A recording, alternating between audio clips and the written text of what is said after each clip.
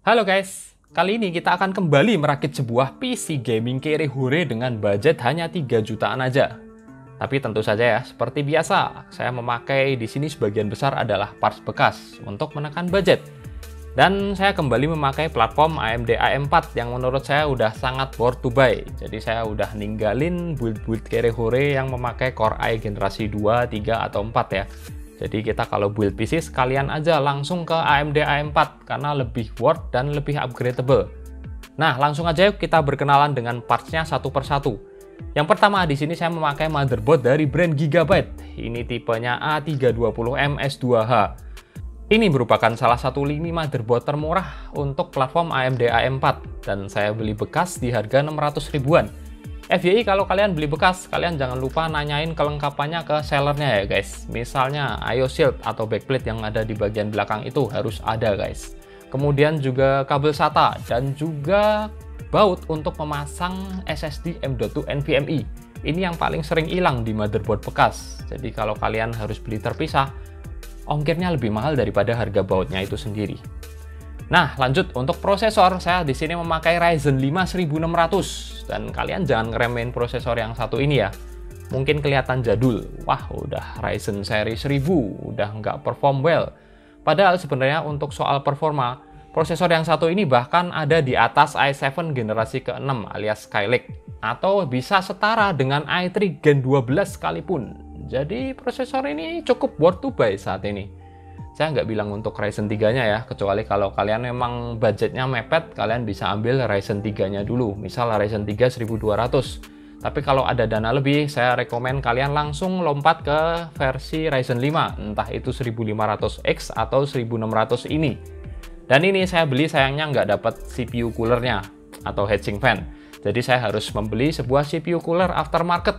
Yang kalian lihat di sebelahnya ini, box kardus warna coklat yang seperti kardus souvenir ini sebenarnya adalah CPU cooler bermerek ID Cooling M40392. CPU cooler ini udah pernah di-review Mbak Lia sebelumnya ya, dan performanya nggak bisa diremehkan juga. Kalian bisa lihatlah kalau belum nonton videonya. Kemudian untuk memori atau RAM, di sini saya memakai RAM dari brand Cube Gaming. Ini adalah salah satu RAM murah, kit 8GB x 2 yang harganya cuma 450 ribuan aja. Mungkin kalau kalian mau cari alternatifnya bisa pakai dari brand Imprion Hyper-Z ya, yang sama-sama murah. Kalau brand-brand lain pasti harganya di atasnya. Untuk storage, saya di sini memakai dua buah storage. Yang satu main storage-nya saya memakai SSD M.2 NVMe tentu saja. Ini adalah Midas Force Lightning Max berukuran 256GB. FYI sekarang Midas Force ini punya official store ya di toko ijo, jadi untuk garansinya pun kayaknya nggak perlu diragukan lagi. Dan saya udah beberapa kali pakai merek Midas Force ini dan nggak pernah ada masalah. Untuk secondary storage, kalian bisa lihat di depan ini juga ada hard disk. Saya tetap memakai hard disk karena untuk soal ketahanan, selama nggak ada human error, hard disk ini bisa lebih awet daripada SSD. Ini adalah WD Blue 1 Tera yang kalian bisa dapetin bekasnya di harga 250 ribuan. Nah, untuk gaming di sini saya memakai VGA yang cukup favorit tapi udah agak lama ya favoritnya. Sekarang udah kurang favorit. Ini adalah Asus RX 580 2048SP yang udah sering saya banding-bandingin dengan GPU atau VGA yang lain. Jadi performa VGA yang satu ini setara dengan GTX 1650 ya waktu itu.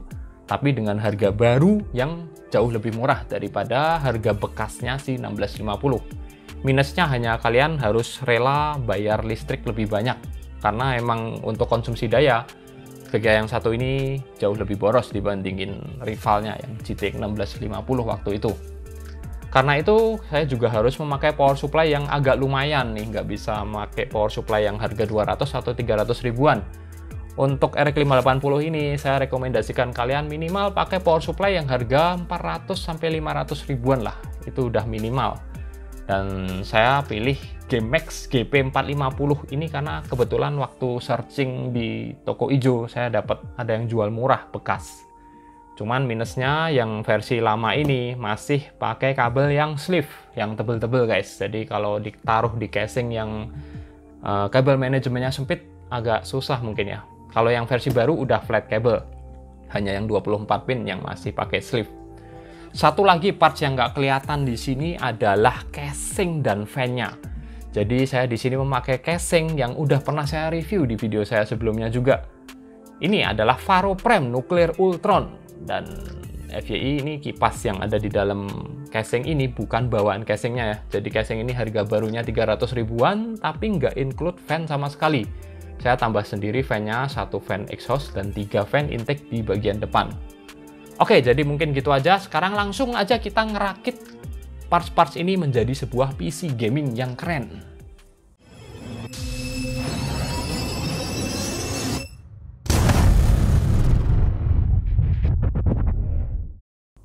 Nah, pertama-tama kita akan memasang parts-parts yang berhubungan langsung dengan motherboard ya. Jadi seperti proxy, kemudian RAM, dan coolernya nanti, dan SSD M.2 NVMe. Karena biar lebih mudah aja, nanti kita langsung baru masukin ke casing. Dan karena ini bukan tutorial, maka nanti akan saya percepat aja videonya. Kita time lapse.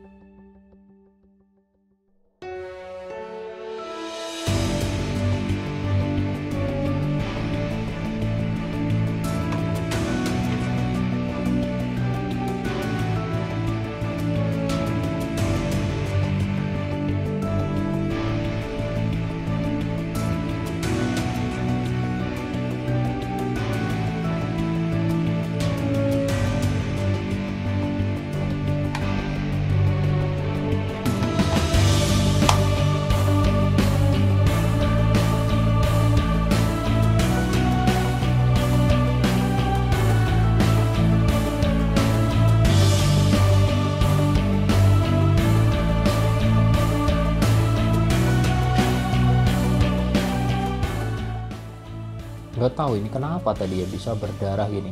Kayaknya kena cooler M40392 deh. Ya kita emang harus hati-hati sih kalau ngerakit PC kayak gini.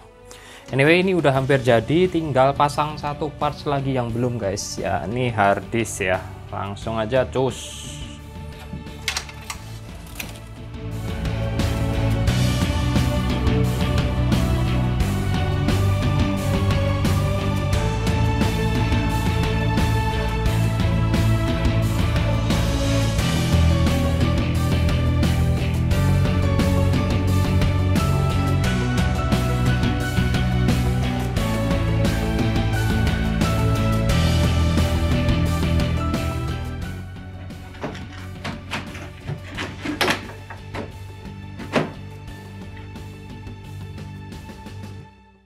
Pasang cover ini agak susah ya tadi ya, karena emang aduh kecil banget, sempit kabel manajemennya. Harusnya pakai power supply yang flat cable lebih oke lah. Tapi yaudah gini jadinya. Nanti kita coba tes nyala dulu ya.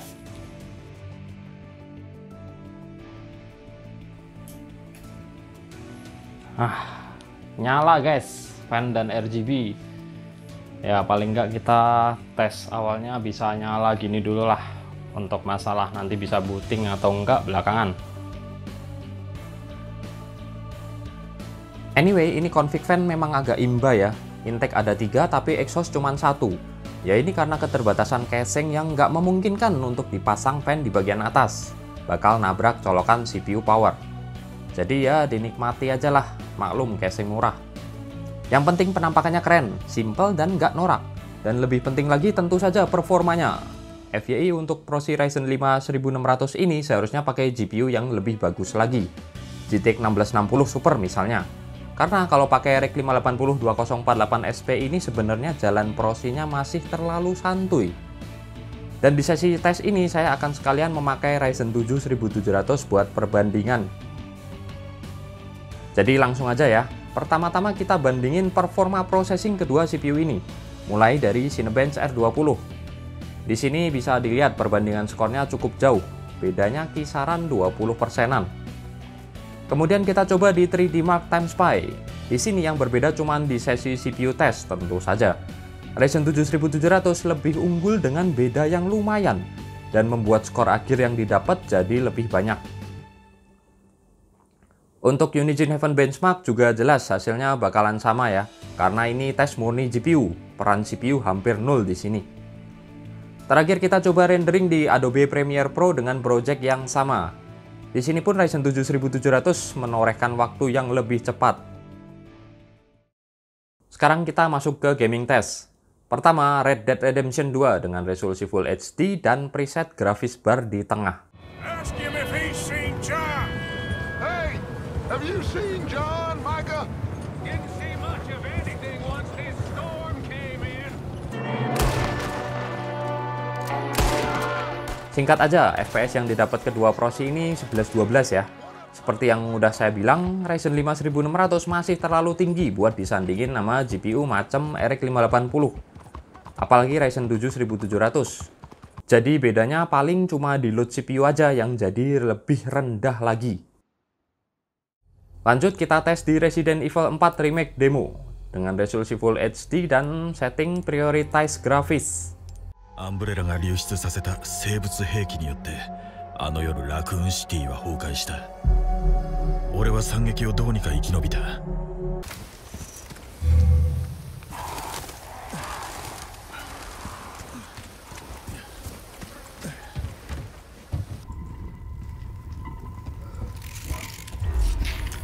Saat cutscene loading tadi, FPS yang didapat sedikit lebih tinggi Ryzen 7 1700.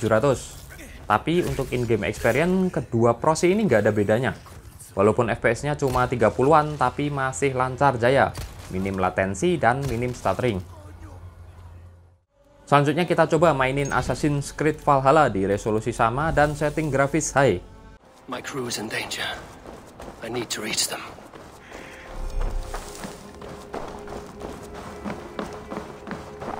What is that to say? Oh, something like, I was stupid, selfish, reckless, blind, bone-headed, and I smell like blood and shit. I like my version better.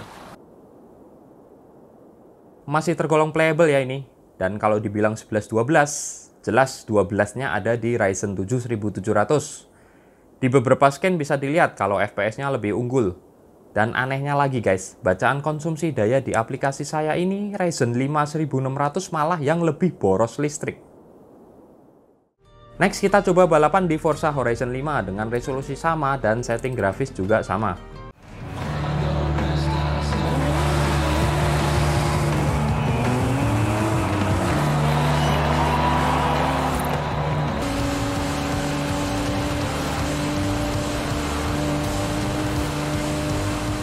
Dan hasilnya pun juga sama guys. FY ini bukan berarti kalau untuk gaming percuma pakai Ryzen 7 1700 ya.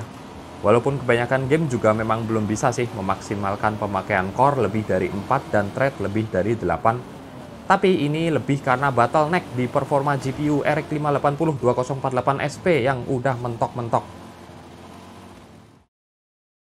Sedangkan untuk konsumsi daya realnya sendiri seperti biasa saya menjalankan dua aplikasi sekaligus secara bersamaan. Cinebench R20 untuk load CPU dan Unigine Heaven Benchmark untuk load GPU. Saat idle di Windows sih konsumsi daya yang terbaca di power meter cuma kisaran 60 watt.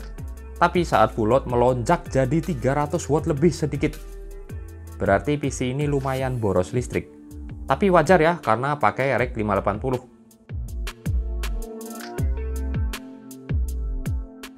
Nah, jadi sekian aja guys video PC rakitan budget 3 juta yang kali ini. Semoga bisa menjadi referensi buat kalian yang mau upgrade atau mungkin baru mau rakit PC di platform AMD A4. Saya Hendy, pamit dulu dan makasih udah nonton. Langsung aja yuk kita berkenalan satu persatu dengan parts-nya. Yang pertama, saya memakai